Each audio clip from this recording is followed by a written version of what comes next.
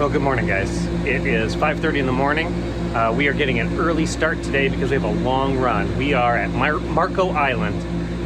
We are fueled up, pumped out, and topped off on water. I'm going to do engine checks this morning. We're going to get underway before first light because we have breadcrumbs that got us into Factory Bay here where we've anchored safely for the night. And so just do engine checks, get on our dotted line that brought us in here. And so it's an easy follow even in the dark, but it is clear and there's a lot of lights around here. So we should hit first light in the Gulf and set us up for a good long day to Key West today. So we'll keep you updated throughout the day.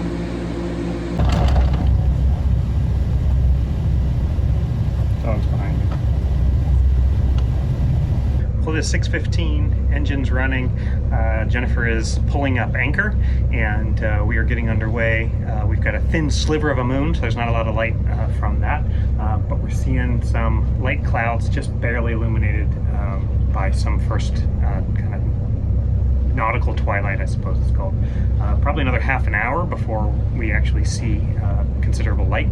And so we'll be following our breadcrumbs from our Garmin chart plotter of how we got in here to follow our way back out into the Gulf and start our long day, 96-mile day to Key West.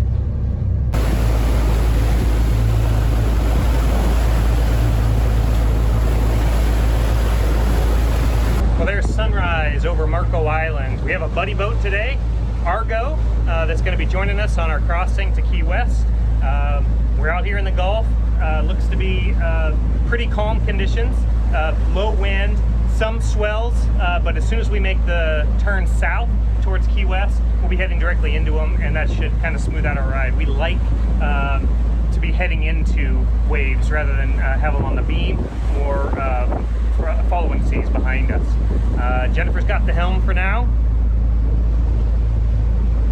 We're just getting going. It's gonna be a long day. We're gonna cruise a little faster than we normally do. We normally do 8 miles an hour or 7 knots. We're gonna do about 9.6 miles an hour, 8 knots today. Well, it's our last marker for 100 miles heading to Key West. It's 8 a.m. The kids are starting to wake up and get some breakfast. We are out here on a very calm Gulf. The wind is coming right off our bow. A little bit of swell, but nothing to complain about. It is overcast and cloudy. I don't know if this is going to burn off a little bit later today, but can't really complain about these conditions. Good to be underway. We're headed almost exactly due south out of Marco Islands to the inlet to Key West. We've got one buddy boat, and they are back here behind us, kind of in our wake, and we're set up for a great day.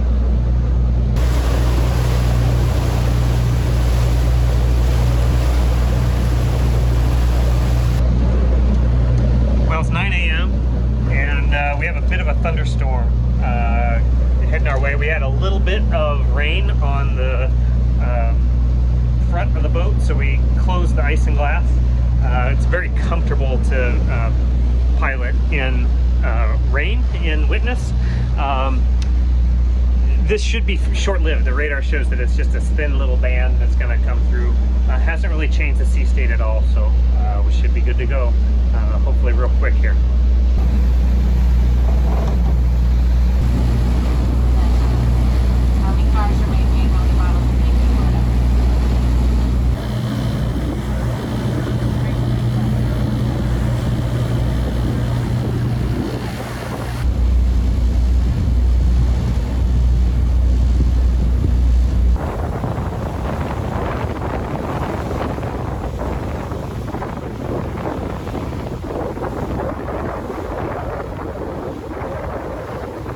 Well, it's 10 a.m.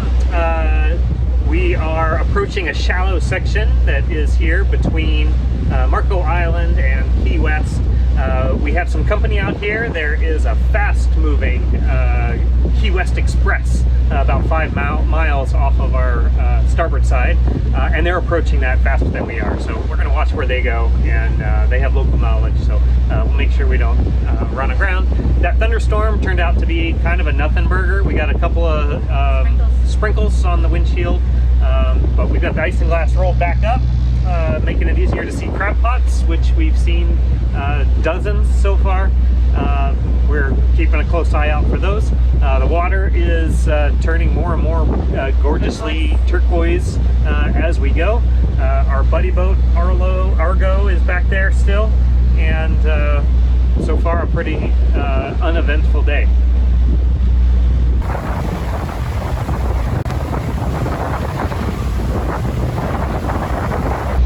All right, 11 o'clock update. So our alarm went off at 5, which is no big deal, but I woke up early at 3:30.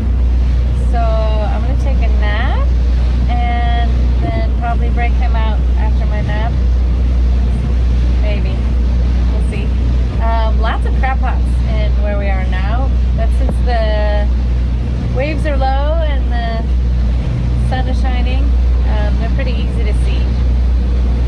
So, all right, doing well.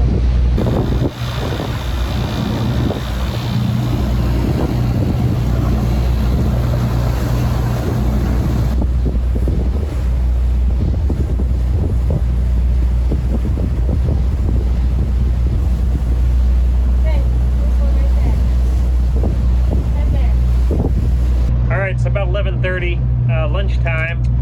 We've got some pork that we've been cooking in the Instapot today. We also have some beans going now that'll be ready in about an hour. So it's a good way to cook while we're underway, especially when the sea conditions may not be conducive to doing a lot of cooking. We're still in pretty good conditions. We've got a little bit of swell and we're still dodging crab pots. So the water is beautiful out here, but you can kind of see, maybe you can see a row of crab pots over there.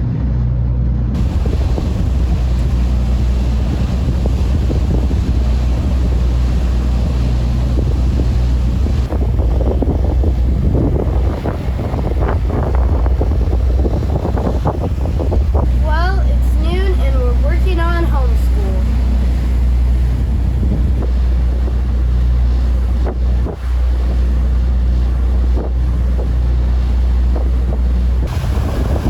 There's our buddy boat, Argo, maybe making a move to go a little bit faster than we're going.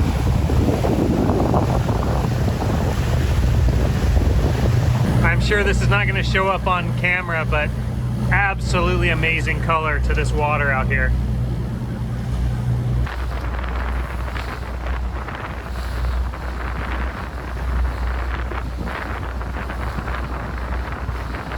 It's 1 o'clock. Okay, 1 o'clock, and I'm done with my break, and I'm breaking Seth out so that he can get some rest and I can enjoy this beautiful water.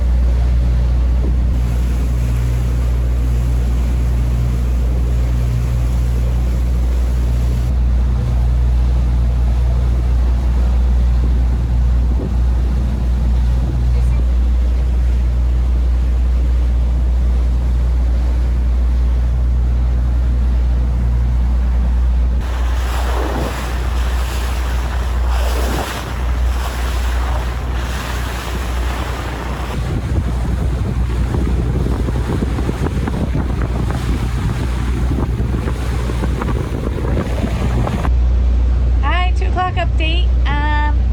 Seth's almost done with his break, and then he'll switch back onto the helm, and Madeline and I will work on more school. Yay! Okay, we have about 3 more hours until we hit the inlet, and then probably another hour getting to our mooring ball. All right, bye.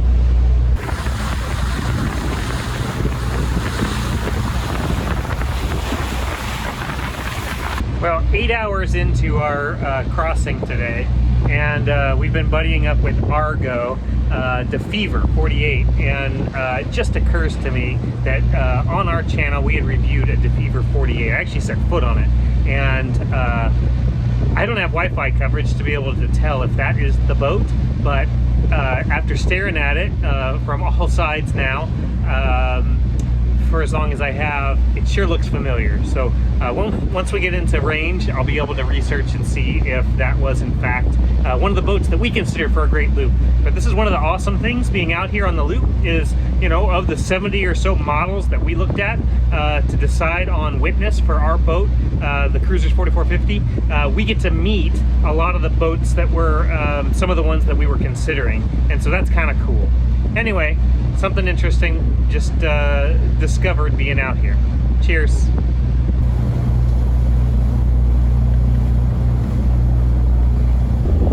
Still got crab pots.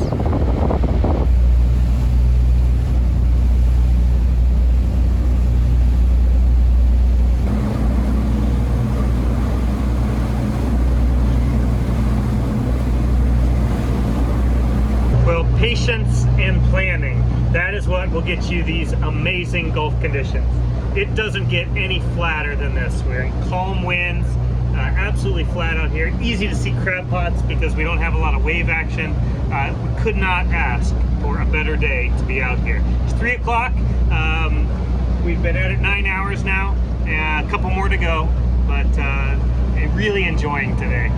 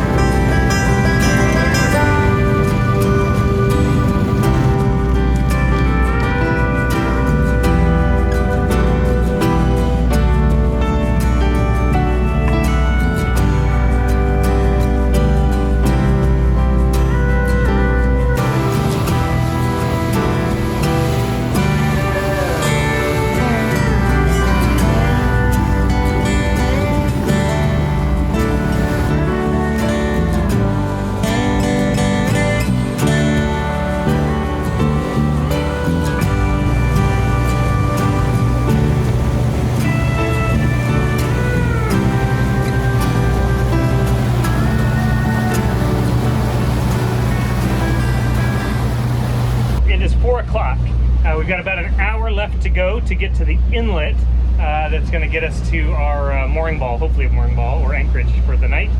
This is going to be on the north side of Key West. So we've got another hour of dodging crab pots. Our buddy boat's still with us over here. Inbound, South Basin, Opal Marina, standby 16. Very calm conditions still. Really cannot ask for better than what we're experiencing out here. Just really, really smooth. So I don't remember it being this smooth back to Traverse Bay in August. Yeah. For a big open body of water like this is really, really incredible. So we are loving this. So glad we waited. Yeah.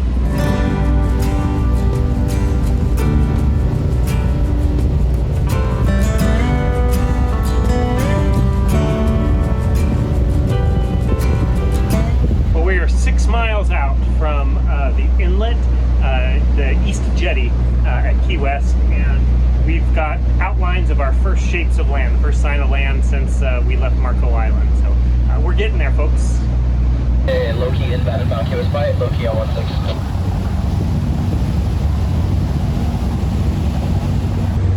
Well, just before 5 o'clock, and we have arrived at the first buoy, indicating that we have successfully crossed. Absolutely beautiful. Couldn't have asked for a better day. It's still another hour and a half before we get to our mooring ball. We've got this weird little S-curve we've got to make in here to get into some protected area. They're expecting some wind and waves tomorrow. Tonight. So this sea state isn't going to last, so we want to get into somewhere nice and protected. So that is our plan. We got plenty of daylight left, which was by design, and we'll just scoot on in here. Cheers.